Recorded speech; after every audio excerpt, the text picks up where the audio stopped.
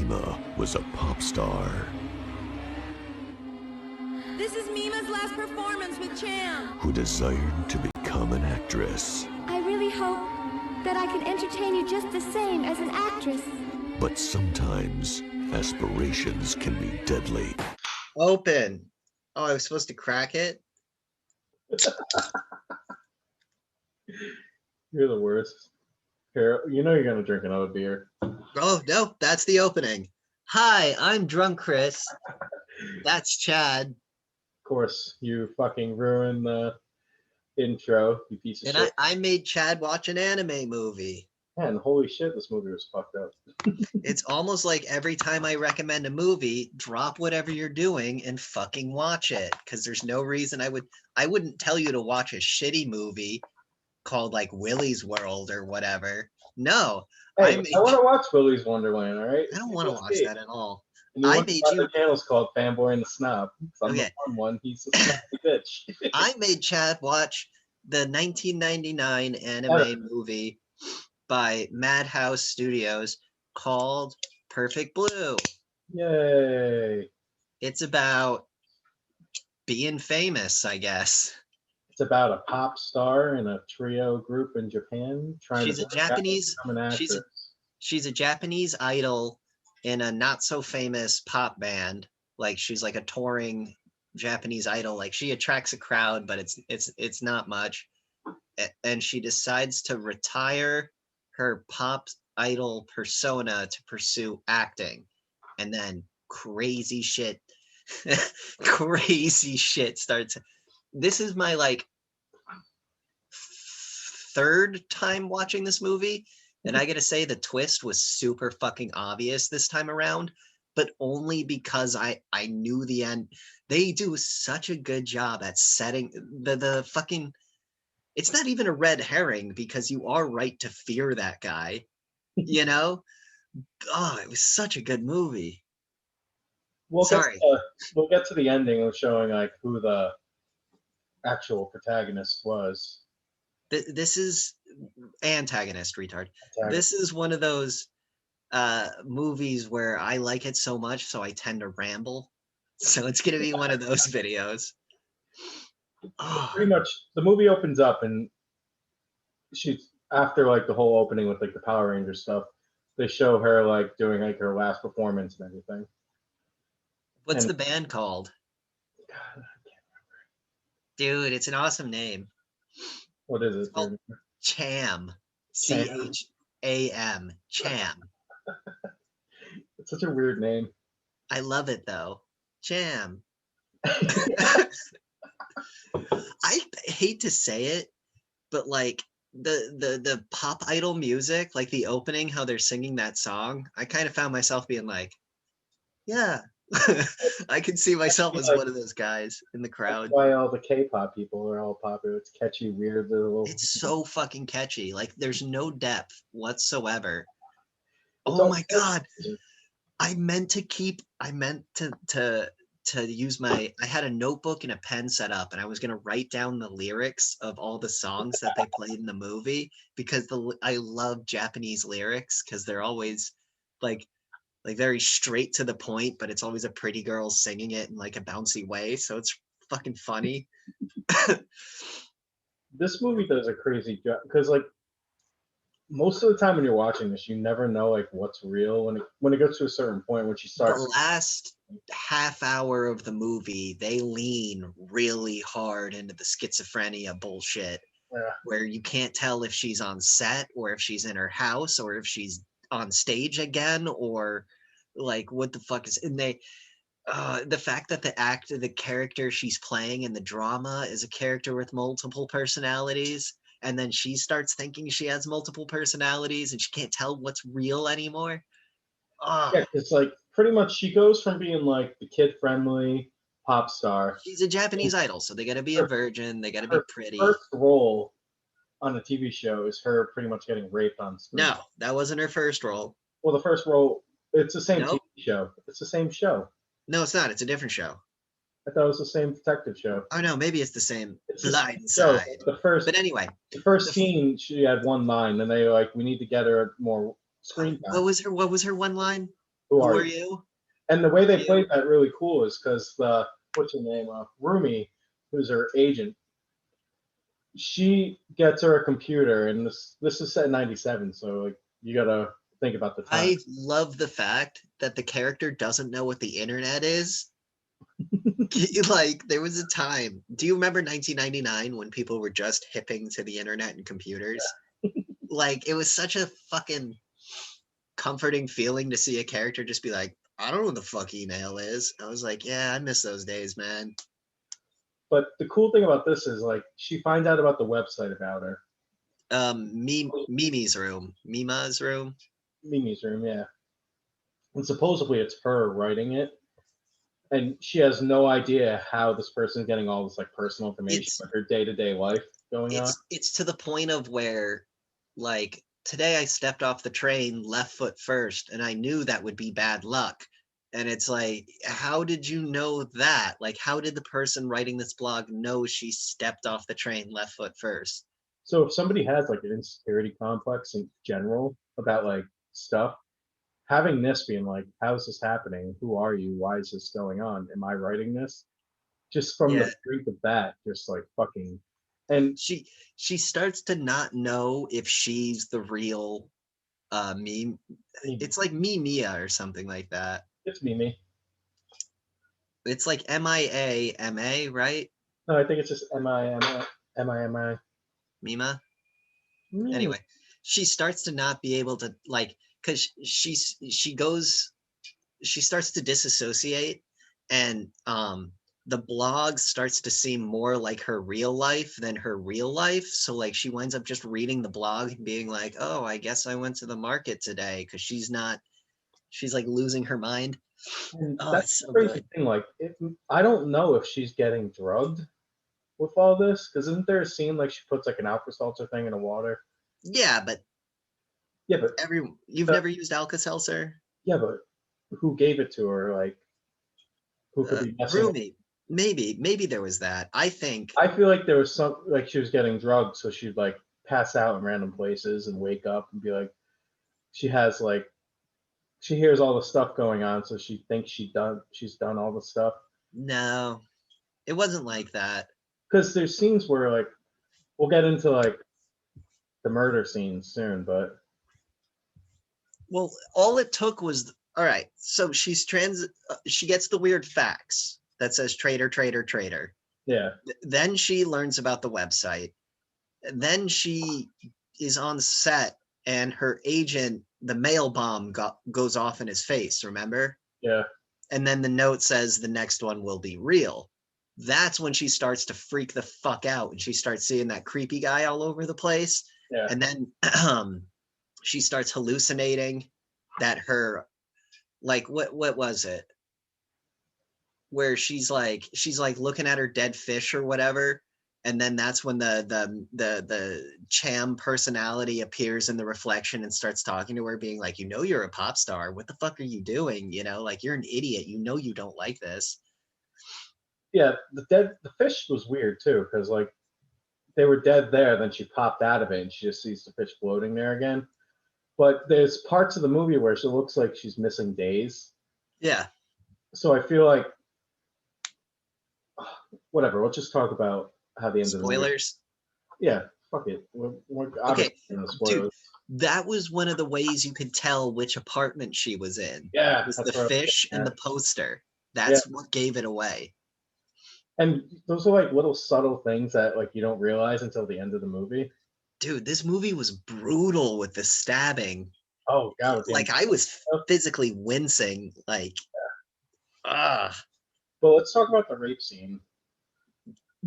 the rape scene was fucking hot. Did you notice the outfit she's wearing is just like a super slutty version of her pop star outfit too? Yeah. And I watched a video. I know you don't want me watching videos before we watch, but they talked about how the color red is used in this movie. Oh, amateur hour. Yeah. Well, every time something crazy with her head would start to happen, red Mhm. would pop up in the background and all that. Whoa, dude, someone took an online film school course. Yeah, dude, just like Sixth Sense, anytime you see the color red, a ghost is about to appear. It's something fucking directors do. Like fucking, ooh, that's not like a hot take. But hold on. There was the scene. Like the weird part about the rape scene is like it seems like it's so real. Then all of a sudden the director's like cut, and the camera just like pans back a little bit. Yeah. The whole film crew, and the guy's just like kind of sitting on top. And he's like, I'm sorry. And she's like, it's okay. And they have to like do the rape scene over again. Yeah. Like that, I just like showing how like hard it would be to be in it. That's the main scene, showing how hard it would be to be an actress in like a scene like that. Now, this is what I don't understand about Japanese celebrity. Why did she go from being a pop star to a bit character to posing nude in pornography? Well, the thing about why did she do porn? I don't get where that came from. I don't know if it's just like the style that Japan has. I think that's just Japanese. I guess that's just Japanese culture where like, especially back in the day, maybe, but like my brain, like you're trying to establish yourself as a legitimate actress and then you go take nudes. I guess that's one way to get away from like the fappening or whatever. Like, look, my nudes are already out there. I think what the guy, because she had the two agents, she had the roomie and then she had the other guy. The other guy turns out had her best interest in mind the whole fucking time. Yeah, we'll get to that in a sec. But I feel like the way they were doing that is they got her the show and then they were trying to get publicity and everything to get her name out there. The show. So why do porn? No, but they were trying to get her away from that kid pop star icon thing and show that she's an adult. You know so take like half nude photos. Don't take fucking, she was showing puss and shit, you know? I was surprised when I was watching. I'm like, holy shit, they're actually like. Yeah, they went. This movie does graphic violence really, really well and graphic nudity really. This is like right before anime switched to same face. And in fact, they make fun of it in the manga store. Remember that really shitty anime drawing compared to all the good like faces, like everyone looked unique and stuff. That's another thing. Her face looks so different when they have like the pop star outfit opposed to like the actress face. Because she was wearing makeup. Yeah, even with I didn't like how some characters were fish-eyed. The Rumi was definitely. Rumi was fish-eyed. The creep was fish-eyed. But I think they were doing that on purpose to show that they were unsettled. Yeah. Now let's talk about what was his name? Mimania. He was called. Oh yeah, Mimania. So pretty much. He's an incel. Yeah, he's just like a super obsessed fan. He's the guy who shot John Lennon. Yeah, he's the guy who shot John Lennon. Yeah, so pretty much he's getting fed this information from the real Mimi. Now, see, I thought he was actually running the website himself and would type on the computer and pretend to be having a conversation with her while he's typing. That's what I thought was happening. Of what I got, I think he had the website to begin with, and I think he started getting his emails from the fake Mimi. He was getting emails from fans and responding as Mimi. Was he? Yeah, because he was running the website initially. Yeah, but then he started getting like the messages from Mimi saying this is what I was doing and everything. And those were blog posts from Mimi on the website saying like they forced me to do this, help. So which means he wrote those. I think he was having a conversation with himself by typing on the website. Because remember, he would read the words and he would say them. No, I know, but he was getting the information from. No, but he was typing while he was reading and saying them. So I think that's what was going on. I think it was two separate crazy people obsessed with her. I don't know. Because the fake Mimi was telling him, I'm the real Mimi, you need to go kill the fake Mimi. And he said that he was being told by Mimi that he needs to kill her. Right, but he was the one typing on the website, is what I'm saying. He was the one writing the blog posts. He was writing blog posts to himself.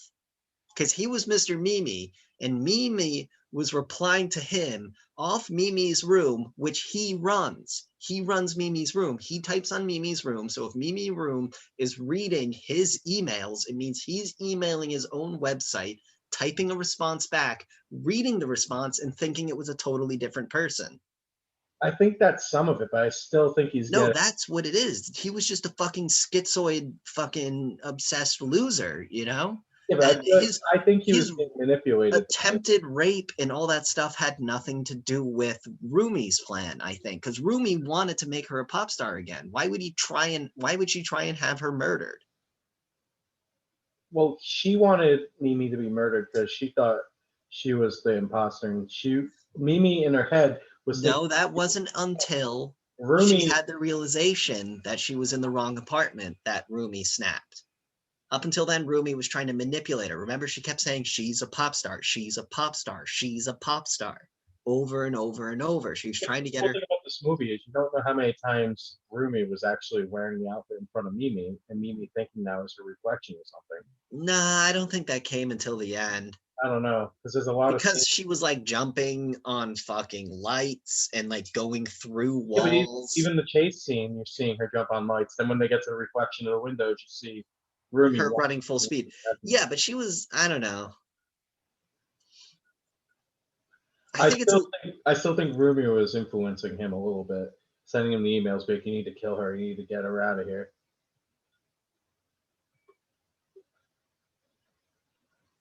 maybe.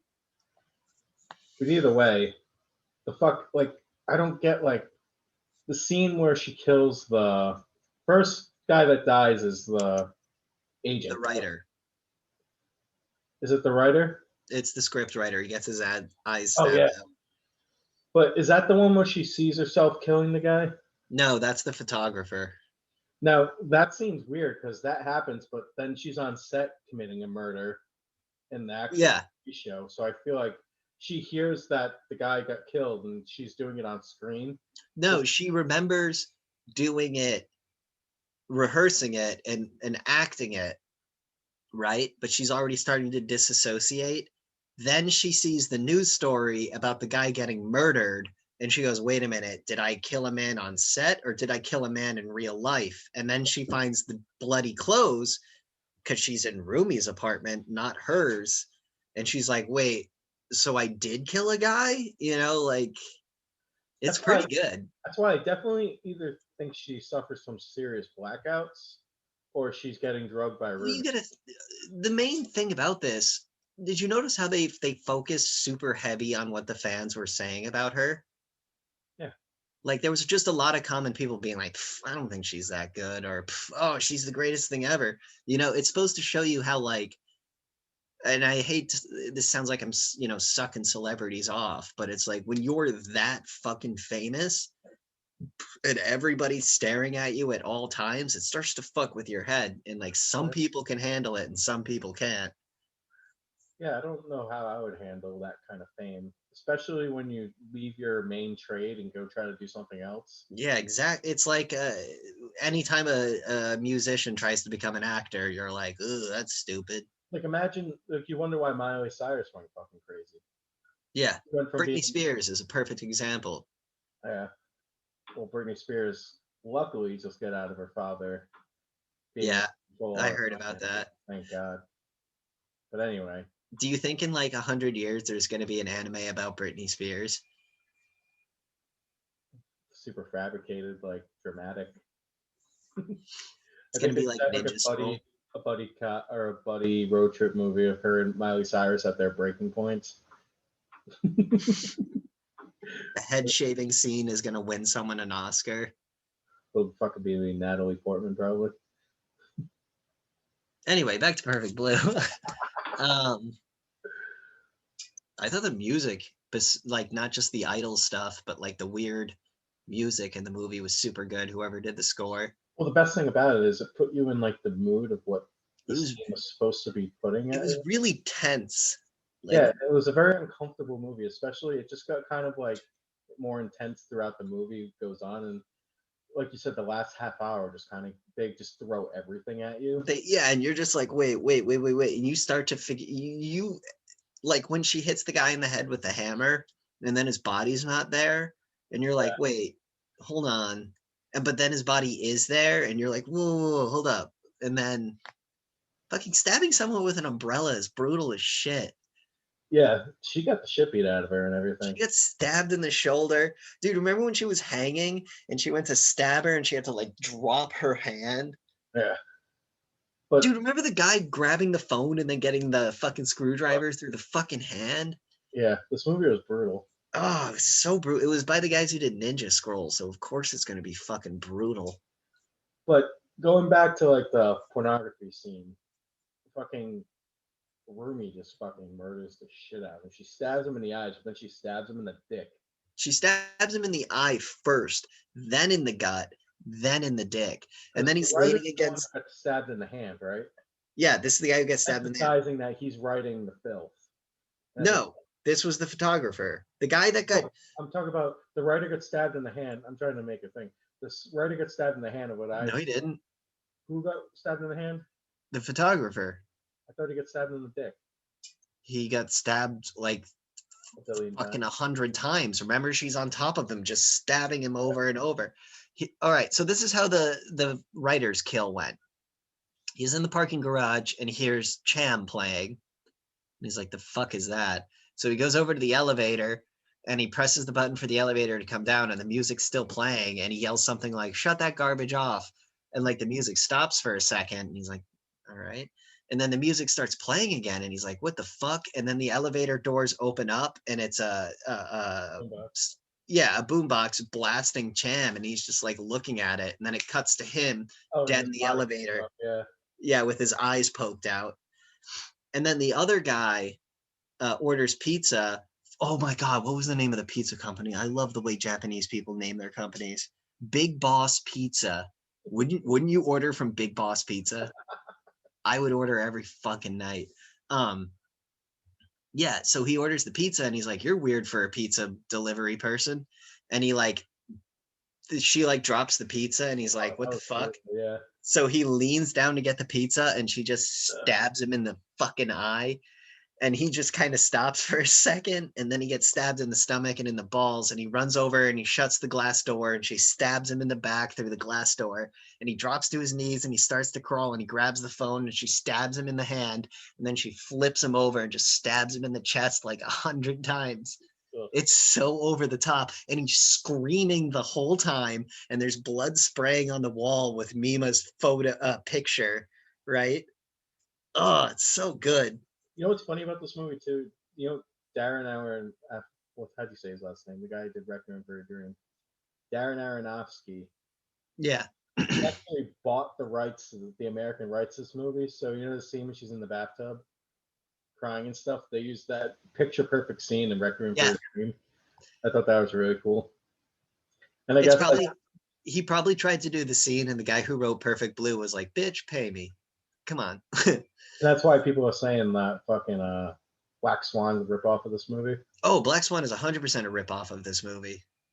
Do you think they could do a live action version of this movie? Well, it was supposed to be a live action movie. You know that, right? Yeah, the budget and everything. So he hired like a really cheap animation studio. And it happened to be Madhouse who made Ninja Scroll and all these other they made Redline. They're fucking gods at animation. Wasn't Redline one guy too? Redline was not animated by one guy, but it took 7 years to animate because they did it by hand. That's a movie we're going to talk about soon. Yeah, we got to talk about Redline. Redline is so fucking good.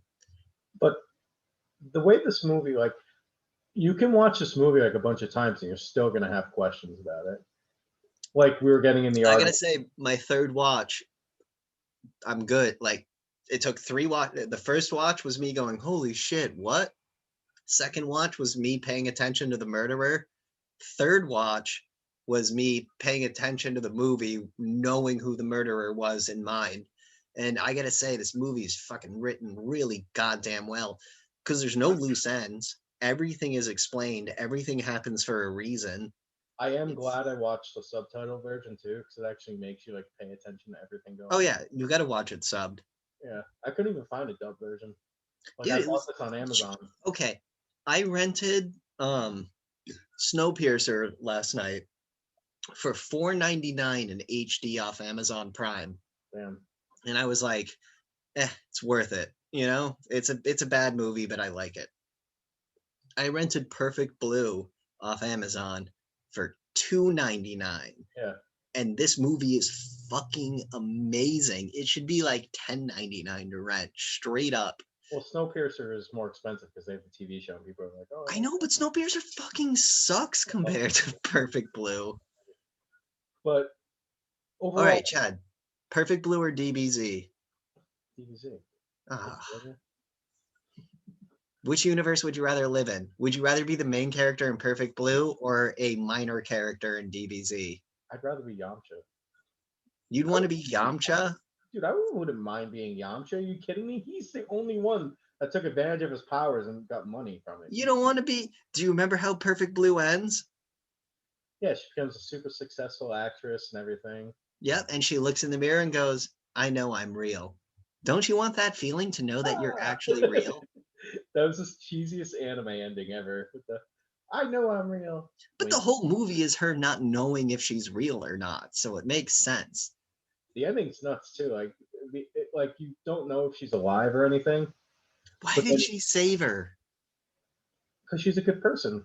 I know, but that bitch stabbed you and chased you and made you. Well, you got to remember, she had the emotional attachment to her from the beginning. She fucking threw herself off a building to avoid this woman. Why would you save her? She's a good person. Dude, how many... do you ever go on YouTube and type in like amazing Japanese animation just to see like clips of really good anime? No. Okay, well, you should do that sometime because you'll see fucking crazy shit. I remember I did that, and this is how I discovered Perfect Blue. That scene where Rumi's running and like the sweat's coming off her face, and she's all fat and gross, and she has the thing above her face, and it's just like a 3-second like clip, you know? I saw that, and I was like, what the fuck is this? Because that animation was perfect. Yeah, the only reason I watch this is because I got a weird recommendation of like top 10 adult animated movies, and I'm like, And you know, I talk about this movie a lot, so you probably saw it and went, oh, my best friend and mentor Chris likes this movie. Ugh. He pays my rent, and he's donated a lot of money to my kid. I pay your rent. Come on. My mortgage. I pay your mortgage. No, you rent. You don't mortgage. So what do you think of the ending though, where she's like in the psychiatric wards? Do you think I think that's fucking depressing as shit. Still in the minds? Like, I feel like that's fine with her. No, because remember what the doctor says? Sometimes the Rumi personality comes through. How do you think the Rumi personality feels like just randomly waking up in a mental institute? Yeah. Like, that's hell on earth. And everyone's like, listen, you're insane. You tried to kill someone and you don't know you did it or remember doing it or anything. Like you feel somebody you cared about so much. Like the scene when she was getting raped, you just see Rumi in the corner crying and everything. Oh, she gets up and walks away. Yeah, and you could take that two ways. You could see that as like her being like Mimi's like innocence is gone. And that was what made her snap and start killing people. Yeah. Was that scene.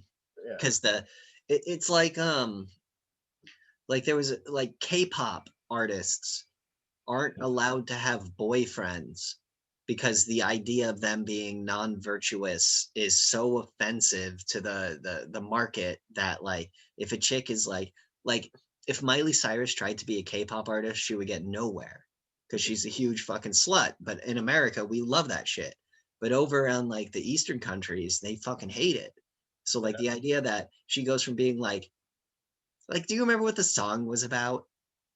It was like, why do you avert your gaze from the winged angel in front of you? She loves you. She's your best friend. The magnetism between us is too much, you know? Like it's all like gay fucking lovey-dovey bullshit that a fucking... Did you see the crowd? It was like 30 adult men like, yeah, you know? Like... Dude, who goes to a J-pop concert to start shit? Fuck those kids. Oh, well, they got murdered, so. Yeah, they did. Did they get? No, they just got beat up. He didn't kill him? No, because the crowd chased him off. No, but there was a scene after that where he went after him. Did he? I don't Yeah, he remember that. found them and killed them. I don't think so. I don't know. Because the creepy, like, this guy who's kind of looks like me. When Don't Yeah, say dude, my hair does the same thing his yeah, but hair his face does. is like. He's like 6'8" though, yeah. Well, actually, no, everyone's Japanese in that movie, so he's probably like 5'10". Um, I wish I was 5'10". yeah, that guy didn't decide to murder people until he went after Mimi. Yeah, maybe. I don't remember. Should have watched it more than once. Yeah, that's what you gotta do, Chad. When you want to talk about a movie, you gotta watch it a couple times. Anyway, overall, what'd you think about this movie? What would you grade it? 10 out of 10. I recommend it to everyone. I don't care if you're like, ooh, dude, it's a cartoon, it's an anime. Fuck yourself, dude. It's actually a really, really, really, really good movie with fucking awesome characters, an amazing plot. The fucking sure some of it's animated. So like, yeah, I get it. But if you can get over that hurdle, This movie is one of the ones that you can forget it's animated. Well, that's what I mean. That's what I was getting to. If you can get over the hurdle of animation and like see it for the story that it is, it's fucking awesome. like It's a I'll admit, really like Dragon Ball Z and and like Those Yu-Gi-Oh. are all dumb as shit. Those are all dumb as shit. But It we like them because it they're ruined people's like view on what anime is. what it could be. There are so many animated movies out there that are more in depth, more like well written, you could say acted than most live action movies. Well, voice acting is still acting. Yeah, it's fucking great. It's a really good movie. Another movie I want to talk about is The Girl Left Through Time. I Yes, want to talk about Paprika. I haven't seen it yet, so that's one Yeah. on my list. Yeah, I recommend this. Anytime anyone's like, man, I want to watch a new anime, this is like my first. It's like this and Hajime no Ippo are like the only two animes I recommend to people. I think I would try to ease somebody in a little, or maybe this is like throwing them in the deep end of what animated movies could be. The most like I was saying earlier, like the most like culture shock for this is the idol culture and jumping straight to pornography. Like Yeah, those are two things that Americans would be like, I don't fucking get this. yeah. I don't know, but I fucking love this movie. It was a great. I You're definitely welcome. recommend it. Yeah, go fuck yourself. You two recommended it to me, not you. 10 out of 10. I own this movie. I love this movie. But let us know what you guys thought about this movie. Don't forget to like and subscribe. You won't though. Yeah, you won't. You'll just watch it like 2 seconds. Nobody watches this shit, dude. I don't know why we still do it. Thanks for watching.